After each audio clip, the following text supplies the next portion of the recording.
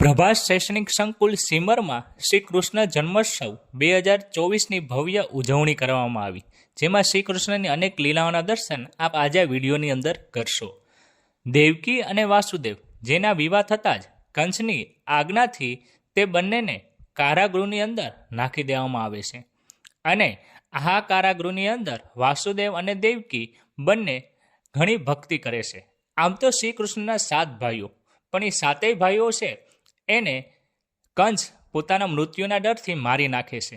ત્યારબાદ દેવકી અને વાસુદેવ એ ઘણી પ્રાર્થના કરે છે અને કૃષ્ણનો જન્મ થાય એ માટે દેવકી અને વાસુદેવની આ પ્રાર્થના સ્વીકારવામાં આવી છે અને આ હૈયાધારણા બાદ શ્રી કૃષ્ણનો જન્મ થાય છે. કૃષ્ણ પક્ષ અષ્ટમીની મધરાતે શ્રી કૃષ્ણના જન્મ થતાં જ જેલમાં વાસુદેવ અને દેવકી ઘણા જ ખુશ થાય છે. પણ કંસને આ વાતની જો ખબર પડશે તો ઘણી તકલીફ થશે, એટલે એવા ડરથી શ્રી કૃષ્ણને વાસુદેવ અને દેવકી એ બંને ટોપલીમાં લઈને નદી પાર કરીને ગોકુળ મૂકવા જાય છે. આમ શ્રી કૃષ્ણ છે એને ગોકુળ મૂકવા માટે વાસુદેવ અને દેવકી નદી પાર કરી અને ચાલા જાય છે. બંને પોતે એક નાની એવી ટોપલીમાં શ્રી કૃષ્ણને લઈને જતા રહી છે. મિત્રો, નાના નાના ભૂલકાઓ દ્વારા પ્રભાસ શૈક્ષણિક સંકુલની અંદર ગોકુલનો આ આનંદ છે એ તમે જોઈ શકો છો. જ્યારે ગોકુલની અંદર શ્રી કૃષ્ણનો જન્મ થાય છે ત્યારે સમગ્ર ગોકુળવાસીઓ છે એ ખૂબ જ ખુશ થઈ જાય છે. નાના નાના આ પ્રભાસ શૈક્ષણિક સંકુલના ભૂલકાઓ દ્વારા શ્રી કૃષ્ણનો જન્મોત્સવ ખૂબ જ ભવ્ય રીતે ઉજવવામાં આવેલો, જેમાં ગોકુળમાં લીલા કરતી આ ગોપીઓને તમે જોઈ શકો, જે કૃષ્ણની જન્મની સાથે સાથે આટલી ખુશ થઈ અને નાચવા માંડે છે અને રાસ કરવા માંડે છે. અહીંયા પ્રભાસ શૈક્ષણિક સંકુલના ઘણા વિદ્યાર્થીઓ છે જે શ્રી કૃષ્ણ બનેલા. અહીંયા તમે જોઈ શકો કે યશોદા દ્વારા શ્રી કૃષ્ણની મુખની અંદર પૃથ્વી જોવામાં આવી, તેમજ ટચલી આંગળીથી ગોવર્ધન પર્વત ઉપાડતા આ શ્રી કૃષ્ણ, તેમજ કુરુક્ષેત્રમાં શ્રી કૃષ્ણએ અર્જુનને આપેલો ઉપદેશ પણ આપ જોઈ શકો છો.